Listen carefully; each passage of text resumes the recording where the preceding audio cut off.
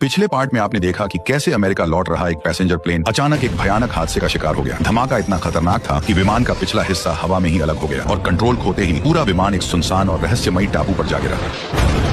जो लोग किसी तरह इस हादसे से जिंदा बच निकले वे उसी टापू पर फंस गए। शुरुआत में उन्हें लगा कि रेस्क्यू टीम जल्द ही उन्हें ढूंढ लेगी, लेकिन धीरे धीरे इस रहस्यमयी टापू के ऐसे खौफनाक राज सामने आने लगे जिन्होंने सभी को अंदर तक डरा दिया। जल्द ही उन्हें एहसास हो गया कि इस टापू पर वे अकेले नहीं हैं, क्योंकि यहाँ हजारों फीट ऊंचा एक रहस्यमयी और खतरनाक जीव पहले से मौजूद है जो एक एक करके लोगों को अपना शिकार बना रहा है। जैसे ही ये भयानक सच सबके सामने आया, चारों तरफ भगदड़ मच गई। हर कोई अपनी जान बचाने के लिए भागने लगा, लेकिन इसी दौरान एना और चार्ली उस रहस्यमयी जीव के चंगुल में फंस गए और यहीं से इस कहानी के पार्ट 2 की शुरुआत हुई। जैसे ही चार्ली और एना के गायब होने की खबर मिली, जैक और उसकी टीम उन्हें ढूंढने जंगल में निकल पड़ी। काफी तलाश के बाद उन्हें चार्ली एक पेड़ से लटका हुआ मिला। उसे नीचे उतारते ही पता चला कि वह अभी भी जिंदा था, लेकिन एना अब भी रहस्यमयी तरीके से गायब थी। इसलिए गंजा आदमी सैम के साथ घंटों तक उसे ढूंढता रहा, लेकिन मौसम बिगड़ता देख सैम ने वापस लौटने को कहा। पर गंजा आदमी अभी भी एना को ढूंढने पर अड़ा हुआ था। उसने सैम को कैंप लौटने के लिए कहा और खुद अकेले आगे बढ़ने लगा। जाते जाते उसने अपना इकलौता टॉर्च उसकी तरफ फेंक दिया, लेकिन सैम उसे पकड़ नहीं पाया और टॉर्च सीधे नीचे झाड़ियों में जा गिरा। तभी वहां से अचानक लोहे से टकराने जैसी तेज आवाज सुनाई दी। गंजे को कुछ गड़बड़ लगी। उसने तुरंत मिट्टी हटाकर देखना शुरू किया। तभी उसे नीचे एक लोहे की प्लेट दिखाई दी। उसने चाकू से आसपास की जमीन ठोक कर देखी और पता चला कि नीचे का हिस्सा पूरी तरह खोखला था। ये देखकर सैम के होश उड़ गए। तब गंजे ने कहा कि ये वही चीज है जिसकी वे तलाश कर रहे थे। इसके बाद दोनों तेजी से मिट्टी हटाने लगे, लेकिन उन्हें बिल्कुल भी अंदाजा नहीं था कि वे कितनी बड़ी गलती करने जा रहे हैं। अगली सुबह मिट्टी हटते ही उन्हें वहाँ एक रहस्यमयी बंकर दिखाई दिया। उन्हें समझ नहीं आ रहा था कि इस वीरान टापू के नीचे इतना बड़ा और रहस्यमयी बंकर आखिर किसने बनाया होगा। सच्चाई जानने के लिए सैम चुपके से एक कुल्हाड़ी चुरा कर ले आया। इसके बाद दोनों ने मिलकर हैच को तोड़ने की पूरी कोशिश की, लेकिन उसका दरवाजा इतना मजबूत था कि उस पर एक खरोंच तक नहीं आई। ये देखकर गंजे ने मजाक में कहा कि लगता है ये बंकर आयरन मैन के सूट से बना है। आखिर में दोनों ने फिलहाल कैंप लौटने का फैसला किया। रास्ते में सैम यही सोचता रहा कि बंकर के बारे में बाकी लोगों को भी बता देना चाहिए, ताकि खाली हाथ लौटने पर किसी को शक न हो। लेकिन गंजे ने ऐसा करने से साफ मना कर दिया। वो नहीं चाहता था कि बंकर के बारे में किसी को जरा भी भनक लगे। मजबूर होकर सैम उसकी बात मान गया, लेकिन उसने साफ कह दिया कि वह अपनी बहन से यह बात नहीं छिपाएगा। आखिरकार गंजा भी उसकी बात मान गया, लेकिन जैसे ही सैम ने उस पर भरोसा करके 2 कदम आगे बढ़ाए, तभी गंजे ने पीछे से वार कर उसे बेहोश कर दिया। जब उसकी आंखें खुली तो उसने खुद को रस्सियों से बुरी तरह बंधा हुआ पाया। वहीं गंजा आराम से बैठा कोई अजीब सी दवाई तैयार कर रहा था। यह देखकर सैम बुरी तरह घबरा गया। वह हड़बड़ाते हुए गंजे से वादा करने लगा कि वह बंकर का राज किसी को नहीं बताएगा, लेकिन गंजे ने उसकी एक भी बात नहीं सुनी। उल्टा उसने सैम का सिर पकड़ा और उसके घाव पर वह रहस्यमयी दवाई लगा दी। इसके बाद गंजा अपना सामान समेट कर वहाँ से जाने लगा। जाते जाते उसने सैम की तरफ एक चाकू फेंका और बिना पीछे देखे कैंप की ओर निकल पड़ा। सैम लगातार उसे आवाज देता रहा, लेकिन गंजे ने एक बार भी पीछे मुड़कर नहीं देखा। उधर सैम किसी तरह पास पड़े चाकू तक पहुँचने की कोशिश करने लगा, लेकिन गंजे ने उसे इतनी चालाकी से बांधा था कि बच निकलना लगभग नामुमकिन था, क्योंकि अगर वह हाथ आगे बढ़ाने की कोशिश करता तो पीछे बंधी रस्सियां और ज्यादा कस जाती और कंधे उखड़ जाने का खतरा भी बढ़ जाता। इसलिए हार कर उसने मदद के लिए जोर जोर से चिल्लाना शुरू कर दिया। तभी अचानक उसे एक डरावनी आवाज सुनाई दी। उसने तुरंत सिर उठाकर आसपास देखा, लेकिन अगले ही पल आवाज गायब हो गई। सैम को लगा कि शायद यह उसका वहम होगा, मगर थोड़ी देर बाद उसे उसकी बहन की चीख सुनाई दी। इससे पहले कि सैम कुछ समझ पाता, अचानक एक खौफनाक आवाज पूरे जंगल में गूंज उठी।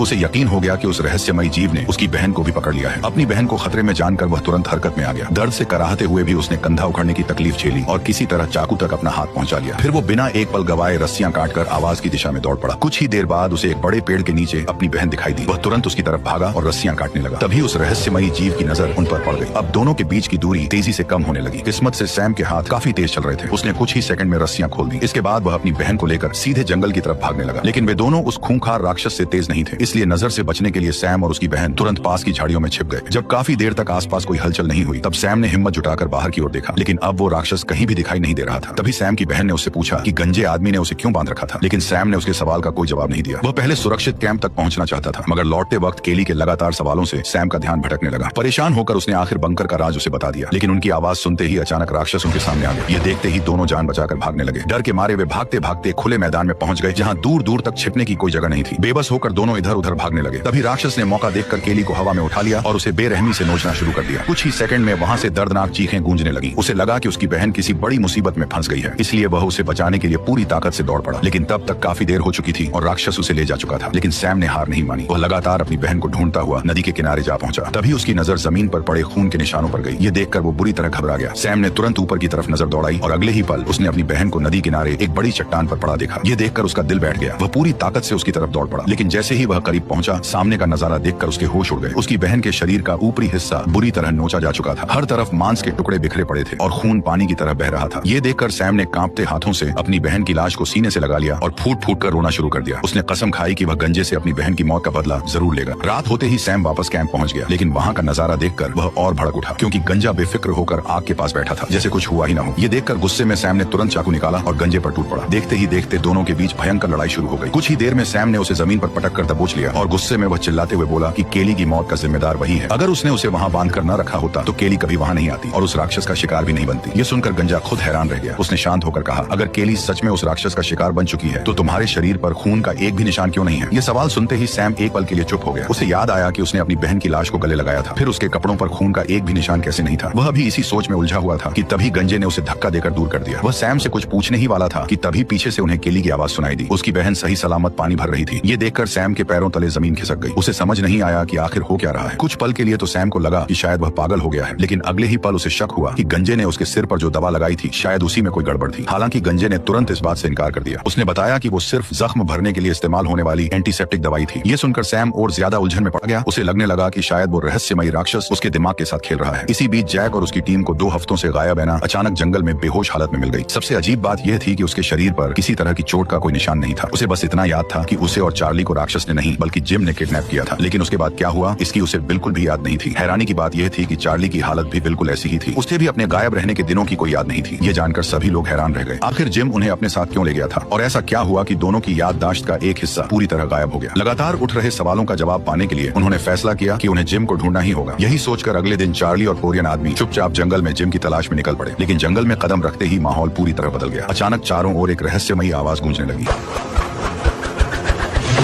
तभी अचानक कोरियन आदमी दर्द से चीखता हुआ जमीन पर गिर पड़ा, जबकि चार्ली हैरान होकर इधर उधर देखने लगा। तभी अचानक जिम खुद उनके सामने आ गया। उसे देखकर साफ था कि हमला उसी ने किया था, इसलिए चार्ली बिना देर किए एक लकड़ी उठाकर हमला करने दौड़ पड़ा। लेकिन जिम ने बड़ी आसानी से उसका गला पकड़ लिया और सिर्फ एक हाथ से उसे हवा में उठा दिया। उसकी ताकत किसी आम इंसान से कहीं ज्यादा थी। उसने चार्ली को चेतावनी देते हुए कहा कि कल शाम तक प्रेग्नेंट लड़की को उसके पास भेज देना, नहीं तो वह सभी लोगों को खत्म कर देगा। इतना कहकर जिम वहाँ से चला गया। जब बाकी लोगों को इस बात का पता चला तो हर किसी का खून खौल उठा। सभी लोग जिम से बदला लेना चाहते थे, लेकिन जिम छिपकर हमला कर रहा था। ऐसे में बिना सोचे समझे उससे भिड़ना अपने पैरों पर कुल्हाड़ी मारना था। इसलिए उन्होंने गुस्से में कोई जल्दबाजी करने की बजाय पहले उसे पकड़ने का प्लान बनाया। उन्होंने कैंप के आसपास कई खतरनाक जाल बिछा दिए। इसके बाद उन्होंने चारों तरफ आग जला दी। साथ ही हर 10 मीटर की दूरी पर एक इंसान को निगरानी के लिए खड़ा कर दिया, जिससे उनका कैंप पूरी तरह सुरक्षित हो गया। लेकिन इसके बावजूद भी मुसीबत टल नहीं सकी। अगली सुबह एक आदमी समुद्र किनारे मरा हुआ मिला। किसी ने उसका गला हाथों से मरोड़ कर तोड़ दिया था। सबसे हैरानी की बात यह थी कि किसी को इसकी भनक तक नहीं लगी। ये खबर फैलते ही पूरे कैंप में डर का माहौल छा गया। हर किसी को लगने लगा कि ये ऐना की वजह से हो रहा है, इसलिए उन्होंने ऐना से दूरी बनानी शुरू कर दी, जबकि ऐना को इस बारे में कुछ भी पता नहीं था। इसीलिए उसने जाकर कैली से बात की। तब उसे पूरी सच्चाई का पता चला। इसी बीच जैक से अब और सहन नहीं हुआ। उसने झाड़ियों के बीच छिपाया हुआ एक ब्रीफकेस बाहर निकाला। जब उसने देखा कि कोई उसका पीछा नहीं कर रहा है, तब उसने ब्रीफकेस के अंदर से 4 पिस्तौलें निकाल ली। अब उनके पास हथियार तो थे, लेकिन सबसे बड़ा सवाल यह था कि अब जिम को ढूंढा कैसे जाए। तब कर्ली ने जिम को बाहर निकालने के लिए ऐना को चारे की तरह इस्तेमाल करने का आइडिया दिया, लेकिन चार्ली ने इस प्लान के लिए साफ मना कर दिया, जिससे दोनों के बीच बहस शुरू हो गई। तभी ऐना खुद आगे आई और उसने खुद इस प्लान के लिए हाँ कर दी, क्योंकि वह नहीं चाहती थी कि उसकी वजह से कोई और अपनी जान गंवाए। समय बर्बाद किए बिना सभी लोग तुरंत निकल पड़े। चार्ली को बंदूक चलानी नहीं आती थी, इसलिए उसे कैंप में ही रुकना पड़ा। लेकिन तभी मौसम ने भी करवट बदल ली और कुछ ही देर में तेज बारिश शुरू हो गई। इसके बावजूद भी ऐना अकेले जंगल में अंदर की ओर बढ़ती रही, जबकि बाकी लोग आसपास छिपकर उस पर निगरानी रखने लगे। कर्ली पेड़ पर से नजर रख रहा था। जेम्स साइड से कवर संभाले हुए था, जबकि जैक सामने से हमला करने के लिए तैयार था। वहीं गंजे ने पीछे से घेराबंदी कर रखी थी। इस तरह सभी जाल बिछाकर शिकार के सामने आने का इंतजार कर रहे थे। लेकिन काफी समय बीत जाने के बाद भी आसपास कुछ भी हलचल नहीं हुई। धीरे धीरे ऐना बेफिक्र हो गई। लेकिन तभी अचानक जिम वहां आ पहुंचा। उसे देखते ही ऐना बुरी तरह घबरा गई और तेजी से जाल की तरफ भागने लगी, मगर प्रेग्नेंट होने की वजह से वह जिम से तेज नहीं भाग सकी। ठीक उसी समय जैक बगल से निकल कर आया और उसने जोरदार धक्का मारकर जिम को जमीन पर गिरा दिया। लेकिन इसी दौरान उसकी पिस्तौल हाथ से छूट गई। जैक जानता था कि अगर जिम एक बार उठ गया तो उसे दोबारा पकड़ना मुश्किल हो जाएगा, इसलिए उसने बिना कोई मौका दिए उसे बुरी तरह पीटना शुरू कर दिया। जब तक बाकी लोग वहां पहुंचे तब तक जिम पूरी तरह जैक के काबू में आ चुका था। जैसे ही जैक उससे पूछताछ शुरू करने वाला था, तभी जेम्स बीच में आ गया और हीरो बनने के चक्कर में उसने सीधे जिम पर बंदूक तान दी। वह उसे डराकर अपना रौब जमाना चाहता था, लेकिन अगले ही पल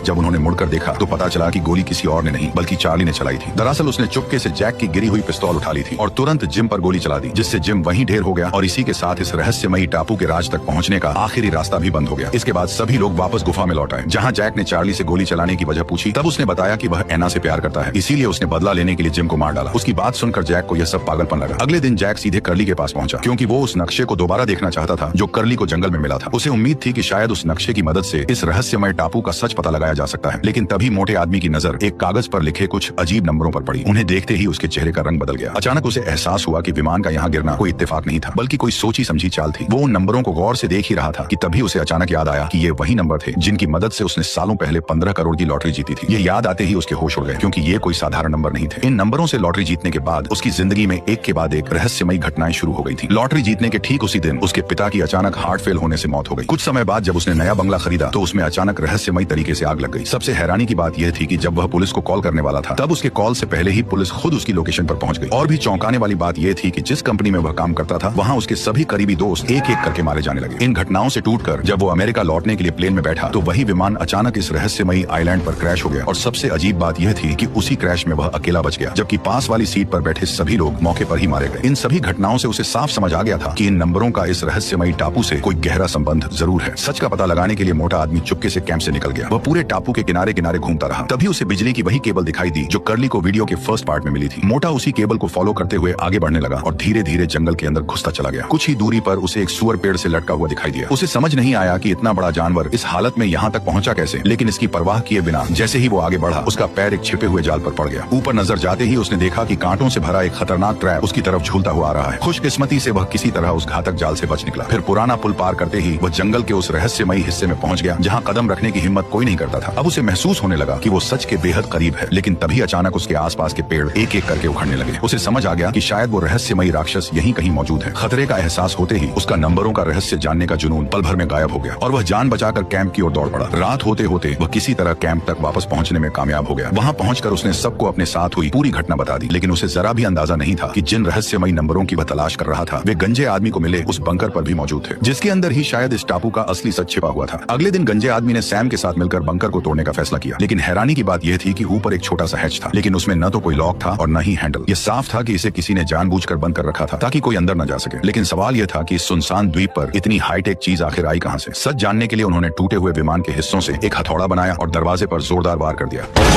अगले ही पल जोरदार धमाके की आवाज आई, लेकिन पूरा जोर लगाने के बावजूद वह मजबूत दरवाजा बिल्कुल भी नहीं टूटा। यह देखकर गंजा आदमी गुस्से में दरवाजे को लात मारते हुए गालियां देने लगा। तभी अचानक सैम ने पास आकर उसे नीचे देखने के लिए कहा। जब गंजे ने नीचे देखा तो पाया कि उसके पैर में एक नुकीला मेटल घुसा हुआ था। लेकिन हैरानी की बात यह थी कि गंजे को उस चोट का जरा भी दर्द महसूस नहीं हो रहा था। उस रात गंजे ने अपनी हालत को जांचने के लिए सुई को कई बार पैर में चुभोया और फिर आग की लपटों से भी उसे जलाकर देखा, लेकिन फिर भी उसे किसी तरह का दर्द महसूस नहीं हुआ। उसे शक होने लगा कि यह सब उस रहस्यमयी बंकर की वजह से ही हो रहा है। इसलिए उसने किसी भी हालत में बंकर का हैच खोलने की ठान ली। लेकिन तभी अचानक आसमान में एक तेज विमान की आवाज गूंज उठी। दोनों ने ऊपर देखा तो पाया कि एक विमान बेकाबू होकर नीचे गिर रहा था। उन्हें लगा कि शायद ये रेस्क्यू टीम है, लेकिन असल में यह घटना उन्हें एक बड़े रहस्य की तरफ ले जाने वाली थी। दोनों बिना देर किए उस दिशा में बढ़ने लगे। रास्ते में गंजे को अचानक एक क्रॉस पड़ा हुआ मिला। सैम ने सोचा कि यह शायद उनके कैंप के किसी साथी का होगा, लेकिन जैसे ही गंजे ने पेड़ की बेल खींची ऊपर से अचानक एक सड़ी गली लाश नीचे गिर पड़ी। उसके मुंह में सोने के दांत चढ़े हुए थे, जेब में भारी रकम और 0.42 कैलिबर की पिस्तौल भी मौजूद थी। ऊपर से लाश इतनी सड़ चुकी थी कि उसकी पहचान तक करना नामुमकिन था। आगे बढ़ने पर आखिरकार उन्हें एक बड़े पेड़ पर वही विमान फंसा हुआ दिखाई दिया, लेकिन विमान को गिरे हुए अभी ज्यादा समय भी नहीं हुआ था। फिर भी वह पूरा का पूरा काई से ढक चुका था। गंजे की टांग में पहले से ही चोट लगी थी, इसलिए सैम अकेले ही प्लेन के पास पहुंच गया। जब वो विमान के अंदर घुसा तो उसे एक एयर नेविगेशन मैप मिला, लेकिन वह उसे ठीक से देख भी नहीं पाया था कि अचानक विमान का पूरा ढांचा जोर जोर से हिलने लगा। विमान पेड़ से गिरने ही वाला था कि उसी झटके में एक सड़ी हुई लाश बाहर आ गिरी। सैम ये देखकर घबरा गया, लेकिन खुद को संभालते हुए वह धीरे धीरे आगे बढ़ा। तभी अचानक उसकी नजर विमान के वायरलेस सिस्टम पर पड़ी, जो किस्मत से अभी भी काम कर रहा था। लेकिन इससे पहले कि वह इस बात से खुश होता, अगले ही पल विमान एक बार फिर जोर जोर से हिलने लगा। विमान के गिरने से पहले गंजा उसे बाहर निकलने के लिए कहता है, लेकिन उस समय वायरलेस कनेक्शन जुड़ चुका था। सैम इस मौके को खोना नहीं चाहता था, इसलिए उसने गंजे की चेतावनी को पूरी तरह नजरअंदाज कर दिया। अगले ही पल विमान का संतुलन पूरी तरह बिगड़ गया और वह सीधा मुंह के बल जमीन पर आ गया। गंजे आदमी ने अपनी टांग की चोट की परवाह किए बिना तुरंत मदद के लिए दौड़ लगा दी। उसने किसी तरह सैम को मलबे के नीचे से बाहर निकाला और बिना एक पल गवाए उसे अपनी पीठ पर उठाकर कैंप की तरफ भागने लगा। करीब आधे घंटे बाद वह सैम को लेकर कैंप तक पहुंच गया। जैक के पूछने पर गंजे ने झूठ बोला कि यह सिर्फ पहाड़ी से गिरने की वजह से हुआ है। इसके बाद जैक तुरंत इलाज में लग गया, लेकिन जब उसने गंजे को मदद के लिए पुकारा तो वह पहले ही वहां से गायब हो चुका था। वह अकेले वापस उसी बंकर के पास लौट आया और जोर जोर से रोने लगा। उसी वक्त अंदर से हल्की रोशनी चमकी, मानो टापू उसे शांत करने की कोशिश कर रहा हो। उसी समय सैम भी होश में आ गया। उसने जैक को बताया कि उन्हें जंगल के अंदर एक सीक्रेट बंकर मिला है। जैक उससे और कुछ पूछ पाता, उससे पहले ही सैम दोबारा बेहोश हो गया। तभी जैक की नजर सैम की सूजी हुई टांगों पर पड़ी। उन्हें देखकर लग रहा था कि ये चोट पहाड़ी पर से गिरने की नहीं है, लेकिन गंजे ने बताया था कि वह पहाड़ी से गिरा था, इसलिए जैक असली बीमारी पहचान नहीं पाया और गलत इलाज कर बैठा। नतीजा ये हुआ कि कुछ ही देर बाद सैम की मौत हो गई। किस्मत से अगले दिन ऐना के बच्चे का जन्म भी हो गया। लेकिन हैरानी की बात थी कि गंजा अभी भी कैंप में वापस नहीं आया था। अंतिम संस्कार के दिन ही वह खून से लथपथ हालत में वापस लौटा। उसने बताया कि उसने सभी से जानबूझकर विमान के गिरने की बात छुपाई थी। यह सुनते ही जैक का गुस्सा फूट पड़ा। उसे एहसास हुआ कि अगर वो ये बात पहले बता देता तो आज सैम जिंदा होता। गुस्से में उसने तुरंत गंजे आदमी का गला पकड़ लिया। हालात बिगड़ते देख बाकी लोग बीच में कूद पड़े और किसी तरह दोनों को अलग कर दिया, जिससे बाल बाल गंजे की जान बच गई। जैक को शांत करने के बाद कर्ली पूछताछ के बहाने गंजे आदमी को जंगल के अंदर ले गया। तभी बातचीत के दौरान कर्ली को एक और बड़े सच का पता चला। दरअसल पहले जब कर्ली पहाड़ी पर वायरलेस सिग्नल भेज रहा था, उस समय उसे बेहोश करके डिवाइस तोड़ने वाला कोई और नहीं बल्कि गंजा ही था। ये सुनते ही कर्ली का गुस्सा फूट पड़ा। उसने तुरंत गंजे की तरफ बंदूक तान दी। गंजा घबराकर सफाई देते हुए कहने लगा कि वह सिर्फ इसलिए ऐसा कर रहा था क्योंकि उसे डर था कि रेडियो सिग्नल की वजह से उनकी लोकेशन उजागर हो जाती और अगर ऐसा होता तो जंगल में घूम रहा वह रहस्यमयी राक्षस सीधे उन तक पहुंच सकता था। उसकी बात सुनकर कर्ली कुछ देर के लिए सोच में पड़ गया, लेकिन जब कर्ली ने उस रहस्यमयी बंकर के बारे में पूछा तो गंजा अब सच छुपा नहीं सका। वो मजबूर होकर जैक और कर्ली को उस बंकर के पास ले गया। बंकर तक पहुंचते ही जैक हैच खोलने के लिए आगे बढ़ा, लेकिन कर्ली ने उसे तुरंत रोक दिया। उसने कहा कि उन्हें नहीं पता कि अंदर कौन सा खतरा छिपा है और बिना तैयारी के उसे खोलना जानलेवा साबित हो सकता है। इसलिए फिलहाल उनके लिए सबसे जरूरी काम इस टापू से निकलना है। अच्छी बात यह थी कि सभी ने मिलकर एक नाव भी तैयार कर ली थी, लेकिन समुद्र में उतरने से ठीक पहले बच्चे को कुछ अजीब दिखाई दिया। सभी ने गौर से देखा तो द्वीप के बीचों बीच अचानक काला धुआं उठता नजर आया। उसी समय एक अनजान औरत जंगल से बाहर निकल आई। उसका नाम लीसा था। उसने बताया कि यह काला धुआं दरअसल हमले का संकेत है। अगर ये एक बार भी दिखाई दे जाए तो इसका सिर्फ एक ही मतलब होता है, या तो कहीं छुप जाओ या फिर मौत का इंतजार करो। लीसा की बात सुनते ही सभी लोग डर से कांप उठे। जैक तुरंत सबको बचाने का कोई रास्ता ढूंढने लगा, लेकिन समस्या यह थी कि उनकी टीम में कुल 46 लोग थे। इतने बड़े ग्रुप को जंगल में छिपाना लगभग नामुमकिन था। ऊपर से किसी को यह भी नहीं पता था कि उनकी तरफ बढ़ रहा दुश्मन आखिर कौन है। सभी लोग घबराए हुए थे कि तभी जैक के दिमाग में एक ख्याल आया। वह तुरंत लिसा को साथ लेकर उस रहस्यमयी बंकर की तरफ निकल पड़ा। उसे उम्मीद थी कि शायद लिसा हैच खोलने में उसकी मदद कर सकती है, ताकि जरूरत पड़ने पर सभी लोग बंकर में घुसकर अपनी जान बचा लें। लेकिन लिसा ने भी ऐसी चीज पहले कभी नहीं देखी थी। हालांकि उसे एक ऐसी जगह के बारे में पता था जहां शायद उन्हें विस्फोटक मिल सकते हैं और अगर वो मिल गए तो उन्हीं की मदद से बंकर का हैच उड़ाया जा सकता है। ये सुनते ही सभी लोग तुरंत वहां निकलने की तैयारी में जुट गए। लेकिन रवाना होने से ठीक पहले नॉरिस नाम का एक आदमी जैक के पास आया। उसने बताया कि वह एक केमिस्ट्री टीचर है और विस्फोटकों में मदद कर सकता है। जैक ने उसकी बात मान ली। इसके बाद 6 लोगों की टीम वहां से रवाना हो गई। काफी देर तक चलते रहने के बाद लिसा अचानक रुक गई। उसने चेतावनी दी कि आगे का इलाका बेहद खतरनाक है। उसने बताया कि उसके पुराने साथी भी इसी जगह मारे गए थे। ये सुनते ही नॉरिस घबराकर वापस भागने लगा, लेकिन जैक ने उसे रोककर विस्फोटकों के बारे में पूछा, पर नॉरिस पर अब डर पूरी तरह हावी हो चुका था। वह बस इतना कहकर वहां से चला गया कि सामान को संभाल कर रखना। गुस्से में होने के बावजूद भी जैक कुछ कर नहीं सका। इसके बाद सभी लोग आगे बढ़ते रहे। तभी अचानक आसमान से तेज बारिश शुरू हो गई, जिससे पहाड़ी रास्ता फिसलन भरा हो गया। तभी अचानक एक अजीब आवाज गूंजी और सबकी नजरें सामने जा टिकी। दरअसल वह नॉरिस था जो रास्ता भटक कर वापस लौट आया था। उसे देखकर सभी ने राहत की सांस ली ही थी कि अगले ही पल हालात पूरी तरह बदल गए, क्योंकि वह रहस्यमयी राक्षस अचानक वहां प्रकट हो गया। ये देखते ही सभी लोग जान बचाकर भागने लगे, मगर गंजा आदमी बिल्कुल शांत खड़ा रहा। उधर दूसरी तरफ लिसा और बाकी लोग घनी झाड़ियों में जाकर छिप गए, जिससे कुछ ही देर में वह डरावनी आवाज बंद हो गई। अब सिर्फ भारी कदमों की आवाज आ रही थी। ऐसा लग रहा था जैसे कोई विशाल जीव उनके बेहद करीब घूम रहा हो। कुछ सेकंड बाद वह आवाज भी धीरे धीरे गायब हो गई। सब कुछ शांत होते ही सभी लोग दोबारा एक जगह इकट्ठा हो गए। उधर नॉरिस की सारी बहादुरी भी अब निकल चुकी थी, इसलिए वो वापस लौटने के बजाय मजबूरी में टीम के साथ ही आगे बढ़ने लगा। लंबे सफर के बाद वे सब एक पुराने और सुनसान समुद्री डाकू जहाज के पास पहुंचे, जो खतरनाक विस्फोटकों से भरा हुआ था। लेकिन सबसे चौंकाने वाली बात यह थी कि समुद्र तट से लगभग 4 किलोमीटर दूर ये जहाज आखिर जंगल के अंदर कैसे पहुंचा। लिसा के पास भी इसका कोई जवाब नहीं था। रास्ता दिखाने के बाद वह वहीं से वापस लौट गई। इसके बाद गंजा आदमी जैक के साथ अंदर दाखिल हुआ। अंदर का नजारा देखकर दोनों एक पल के लिए घबरा गए, क्योंकि चारों तरफ जंजीरों और बेड़ियों से बंधे हुए कंकाल पड़े थे। उन्हें देखकर ऐसा लग रहा था मानो यह कोई गुलामों को ढोने वाला पुराना जहाज हो। इसी बीच जैक ने जहाज के अंदर मौजूद एक कमरे का दरवाजा खोला और वहां उसे विस्फोटकों से भरा एक बक्सा मिल गया। लेकिन जैसे ही वे उसे उठाकर बाहर लाने लगे, तभी नॉरिस दौड़ता हुआ वहां पहुंचा। उसने तुरंत दोनों को वहीं रुकने को कहा, क्योंकि उसके मुताबिक बक्से के अंदर नाइट्रोग्लिसरीन रखी हुई थी, जो हल्के से झटके में भी फट सकती थी। इसलिए नॉरिस ने उन्हें सही तरीका समझाया। सबसे पहले उसने बेहद सावधानी से विस्फोटक को दोनों तरफ से उठाया, फिर अपनी शर्ट को पानी में भिगोकर उसे पूरी तरह गीला किया। इसके बाद उसने बड़े ध्यान से विस्फोटक को उस गीली शर्ट में लपेट दिया, ताकि गर्मी की वजह से वे फट न जाए। उसकी समझदारी देखकर साफ लग रहा था कि वह सच में काफी स्मार्ट है। वाकई नॉरिस काफी स्मार्ट था। नॉरिस की गलती से सीखकर जैक और गंजे आदमी ने बड़ी सावधानी से सारे जरूरी विस्फोटक अपने बैगों में रख लिए। इसके बाद चारों लोग बंकर की ओर लौटने लगे। रास्ते में अचानक जैक की नजर झाड़ियों के बीच उठते काले धुएं पर पड़ी। पहले तो उसे लगा कि शायद यह उसका भ्रम है, इसलिए उसने तुरंत कैट से पूछा, लेकिन कैट को भी वही चीज दिखाई दे रही थी। खतरा भांपते ही दोनों तेजी से वहां से भागने लगे, मगर तब तक उस रहस्यमयी राक्षस की नजर उन पर पड़ चुकी थी। अगले ही पल कई सारे पेड़ जड़ों समेत